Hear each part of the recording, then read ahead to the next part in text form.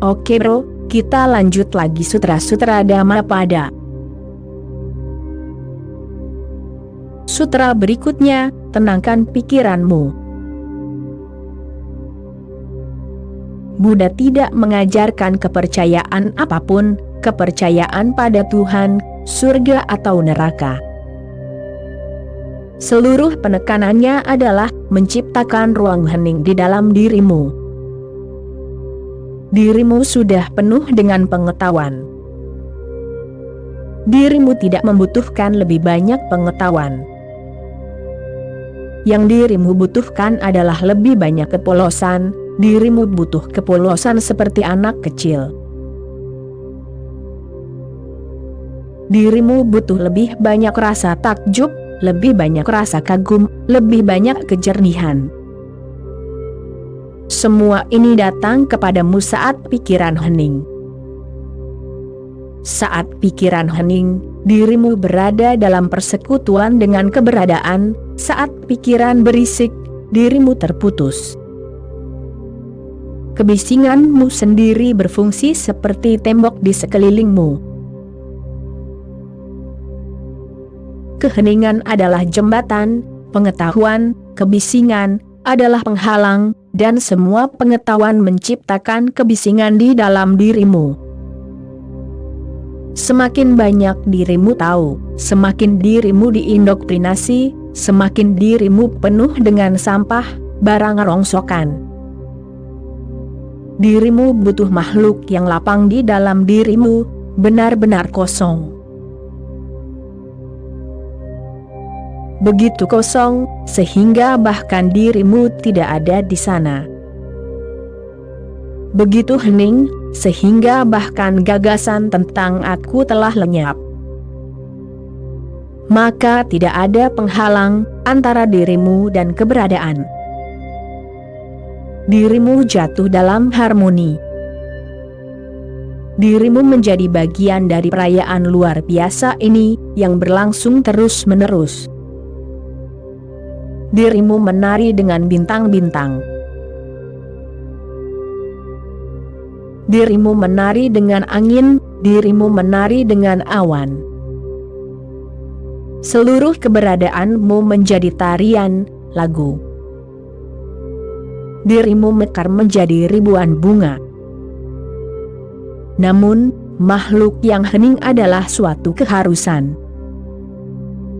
Dalam makhluk yang berisik, tidak ada yang mungkin. Pikiran yang berisik tidak berdaya. Pikiran yang berisik tidak subur, tidak kreatif. Pikiran yang tenang adalah tanah yang tepat bagi keberadaanmu untuk tumbuh hingga ke puncak dan kedalamannya yang hakiki. Oleh karena itu sutra pertama, tenangkan pikiranmu. Terkadang orang merasa heran dengan cara Buddha memulai. Cara Buddha mendekati realitas sangat unik. Benar-benar revolusioner, radikal. Orang akan mengira, ia akan memulai dengan doa kepada Tuhan, tetapi tidak ada Tuhan. Dalam pandangan Buddha, Tuhan tidak memiliki tempat. Tuhan adalah ciptaan orang-orang bodoh. Bagi Buddha tidak ada Tuhan sebagai pribadi, tidak ada pencipta, karena ciptaan itu abadi. Ya, ada kreativitas, tetapi tidak ada pencipta. Ada keilahian, tetapi tidak ada Tuhan.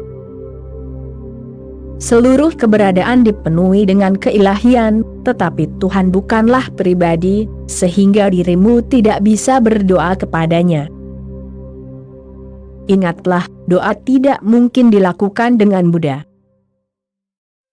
Doa mengandaikan Tuhan, Tuhan pribadi yang bisa menyukaimu jika dirimu memujinya, yang bisa sangat tidak menyukaimu jika dirimu mengganggunya. Ini kekanak-kanakan, seluruh pendekatan seperti ini kekanak-kanakan, sama sekali tidak religius. Buddha memulai dengan cara yang sangat ilmiah.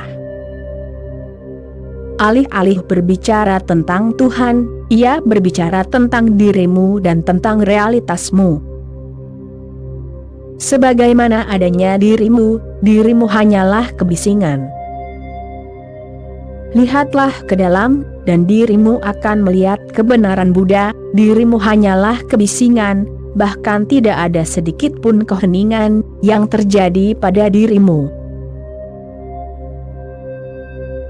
Oleh karena itu pintu dan jendelamu tetap tertutup. Dirimu dikelilingi oleh sampahmu sendiri, yang terus dirimu buat dan kumpulkan, mengira bahwa itu adalah harta karun yang besar. Tenangkan pikiranmu. Pernyataan itu sangat penting, karena saat pikiran tenang, pemikiran menghilang. Pikiran yang tenang berarti tanpa pemikiran. Pikiran yang tenang bukan lagi pikiran sama sekali. Secara negatif dirimu bisa menyebutnya tanpa pikiran. Itulah yang telah dilakukan oleh orang-orang Zen, itulah yang telah dilakukan oleh para mistikus misalnya Kabir dan Nanak. Mereka menyebutnya amani, keadaan tanpa pikiran. Tetapi dirimu juga bisa menggunakan istilah positif. Penganut Buddha Mahayana menyebut keadaan ini bodhicitta, pikiran universal. Pikiran dengan huruf kapital P, pikiranmu, bukan pikiranmu, bukan pikiranku, melainkan hanya pikiran, pikiran samudra, pikiran keseluruhan. Keduanya positif. Jika dirimu menyukai cara-cara positif untuk mengatakan sesuatu, dirimu bisa menyebutnya bodhicitta, pikiran Buddha, pikiran universal. Atau, jika dirimu ingin lebih akurat, maka cara negatif untuk mengatakannya lebih tepat. Sebut saja tanpa pikiran, karena saat kebisingan menghilang, pikiran pun menghilang. Sama seperti saat penyakitmu menghilang, kesehatan tertinggal, bukan berarti sekarang dirimu memiliki penyakit yang sehat. Penyakit tidak pernah sehat, dan pikiran tidak pernah hening. Penyakit adalah penyakit, dan pikiran adalah kebisingan. Ketika tidak ada penyakit maka ada kesehatan, ketika tidak ada kebisingan maka tidak ada pikiran. Namun, pengalaman baru muncul di inti terdalammu, pengalaman musik yang hening, suara tanpa suara. Kaum mistikus menyebutnya anahat nat, suara tanpa suara. Atau, seperti yang dikatakan orang Zen, suara tepukan satu tangan. Pada dasarnya ini paradoks, oleh karena itu muncul ungkapan, suara tepukan satu tangan. Buddha berkata, tenangkan pikiranmu. Sebenarnya ia berkata, lampaui pikiran, tinggalkan pikiran, selesaikanlah. Dan bagaimana caranya? Bagaimana cara melakukannya? Refleksikan. Itulah dasar pertama. Ingat, dengan refleksikan ia tidak berarti merenungkan, berpikir. Tidak, dengan merefleksikan ia sebenarnya berarti memantulkan, seperti cermin. Cermin memantulkan, apapun yang ada di depan cermin, ia memantulkannya. Ia tidak memikirkannya, ia tidak merenungkannya, ia hanya memantulkan. Ketika itu bergerak, pantulannya menghilang. Inilah yang seharusnya menjadi dasar, pantulkan hal-hal, dan ketika mereka menghilang, biarkan mereka menghilang. Jangan terus membawa masa lalu. Jangan menjadi pelat foto, ingatlah untuk tetap menjadi cermin. Pelat foto juga memantulkan, tetapi ia menjadi melekat pada pantulan. Ia menjadi terobsesi dengan pantulan itu. Ia melekat padanya, ia menjadi tercetak dengannya.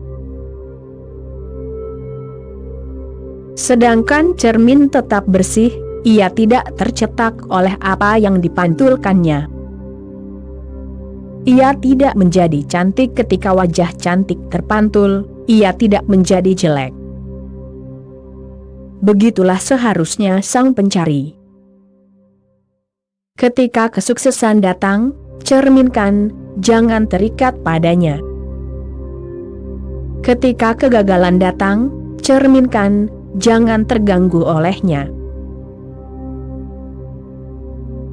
Ketika dirimu berada di istana, cerminkan istana itu, dan ketika dirimu berada di gubuk, cerminkan gubuk itu.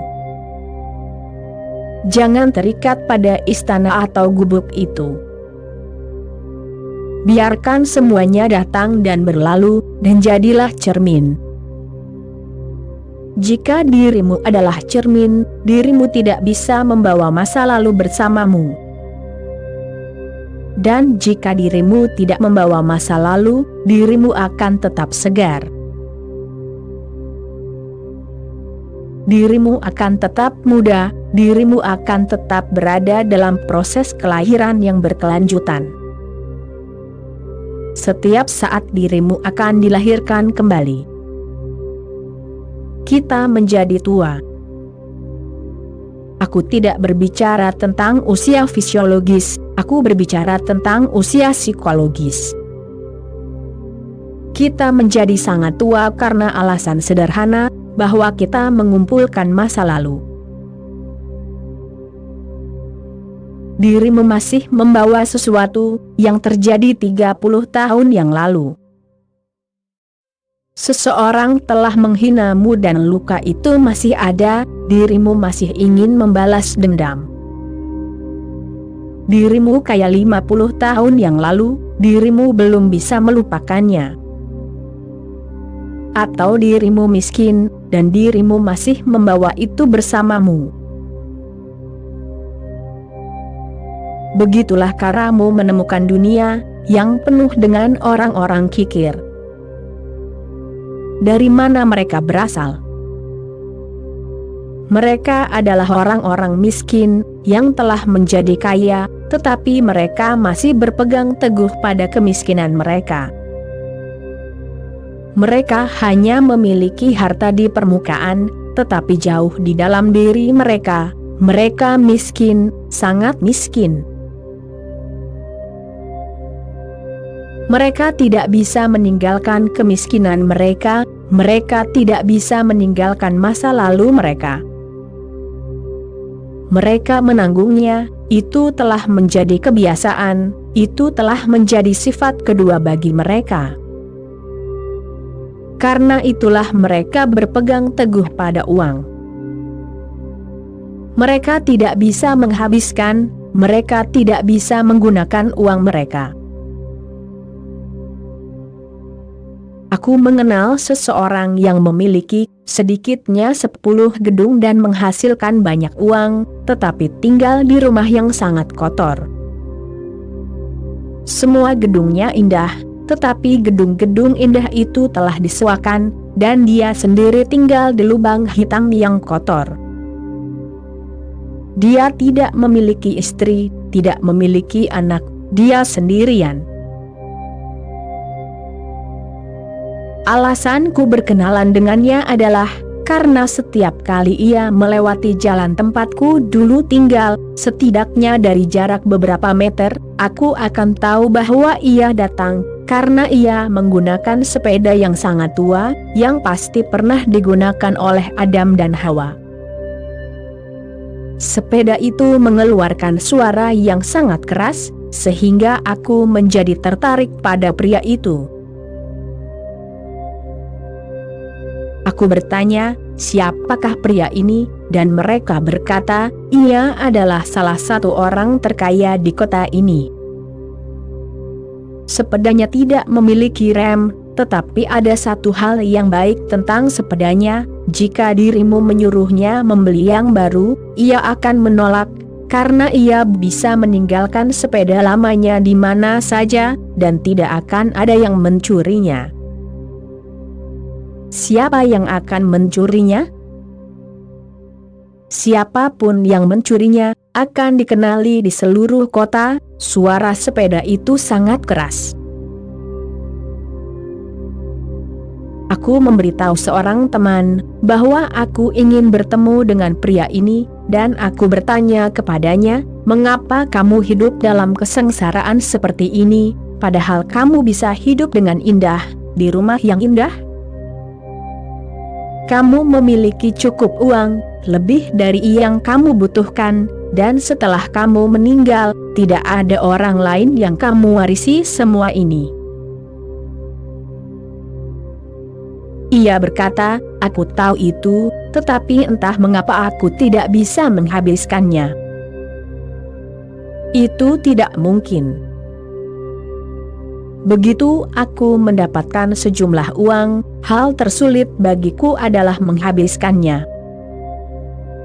Air mata mengalir di matanya dan dia berkata, aku juga bertanya-tanya, apa yang aku lakukan pada diriku sendiri. Namun aku hidup dalam kemiskinan, orang tuaku meninggal ketika aku masih sangat muda. Aku telah menjadi pengemis, perlahan, sedikit demi sedikit aku mendapatkan uang.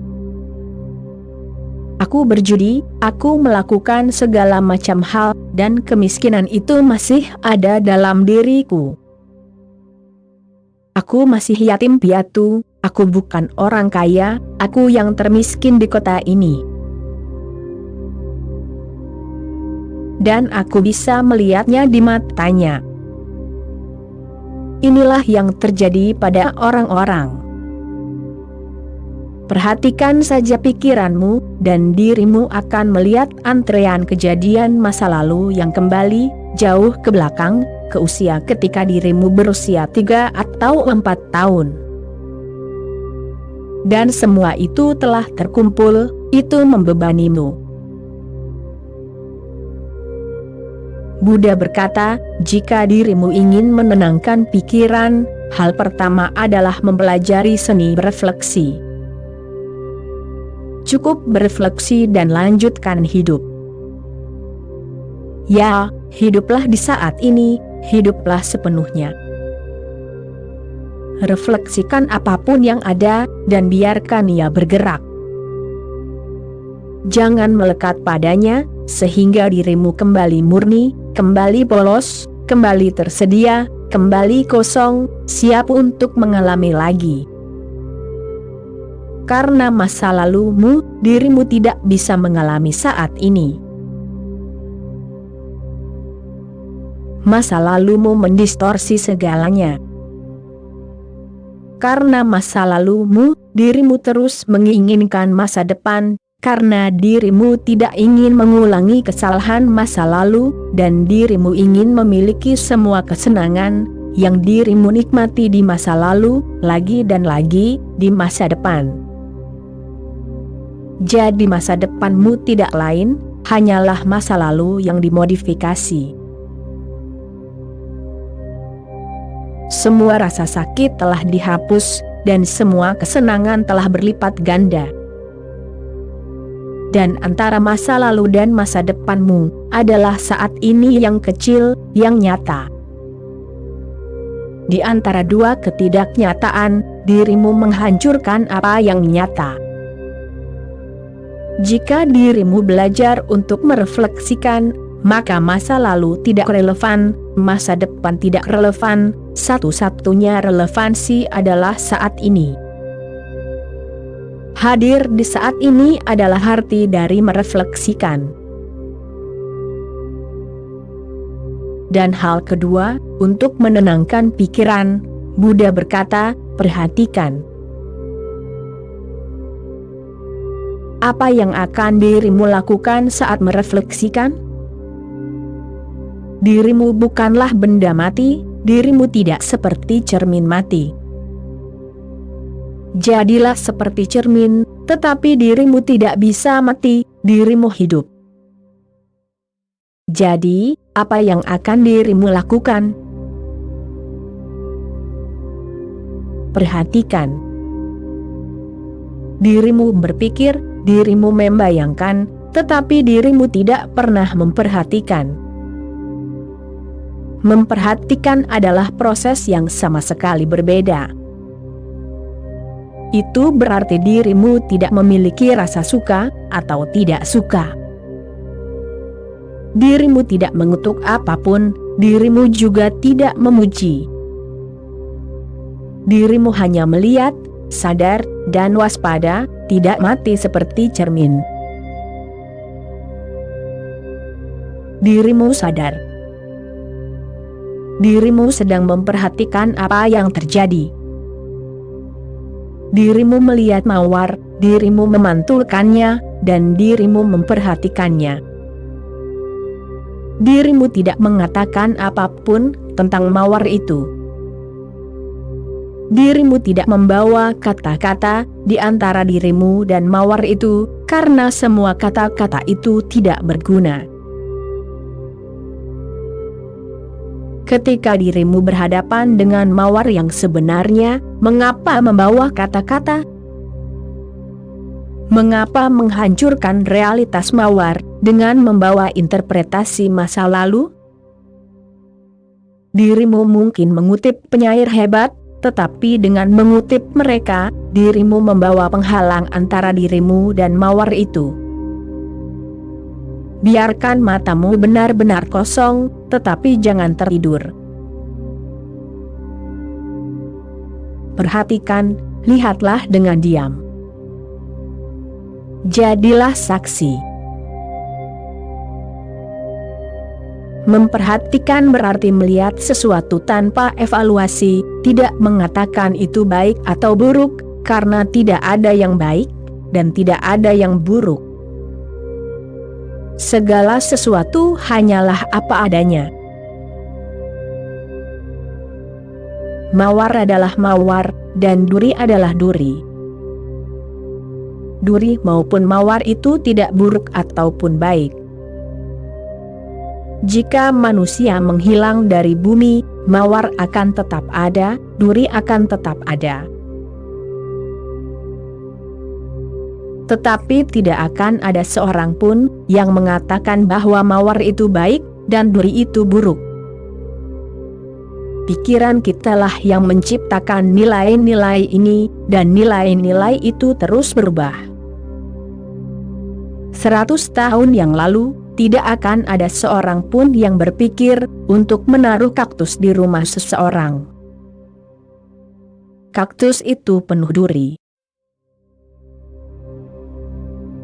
Jika dirimu membawa kaktus ke rumahmu, orang-orang akan mengira dirimu gila, ada yang salah dengan dirimu. Tetapi sekarang menanam mawar di rumahmu adalah hal yang biasa. Orang-orang avant-garde menanam kaktus, mereka adalah orang-orang yang benar-benar berbudaya. Mereka juga memelihara tanaman kaktus di kamar tidur mereka, beracun, berbahaya, tetapi kaktus tren dan mawar tidak. Mode terus berubah. Di abad ini, hal-hal yang buruk telah menjadi indah, dan hal-hal yang indah telah menjadi buruk.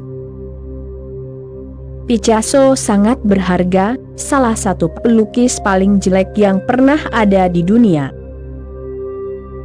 Hanya 200 atau 300 tahun yang lalu, dia akan dipaksa untuk tinggal di rumah sakit jiwa, jika dia melukis hal-hal seperti ini. Dia akan dianggap gila, benar-benar gila, karena dunia Michelangelo adalah dunia yang sama sekali berbeda. ada penilaian yang berbeda. Dunia Leonardo da Vinci adalah dunia yang sama sekali berbeda. Mode terus berubah. Setiap hari manusia terus berubah. Tidak ada yang, pada kenyataannya, baik atau buruk, indah atau jelek. Itu semua tergantung pada dirimu. Apapun yang dirimu mulai pikirkan baik, indah, menjadi baik dan indah. Seorang biarawan Jaina yang bergerak telanjang dianggap hebat oleh para Jaina, tetapi yang lain menganggapnya sedikit cabul. Seringkali masalah muncul.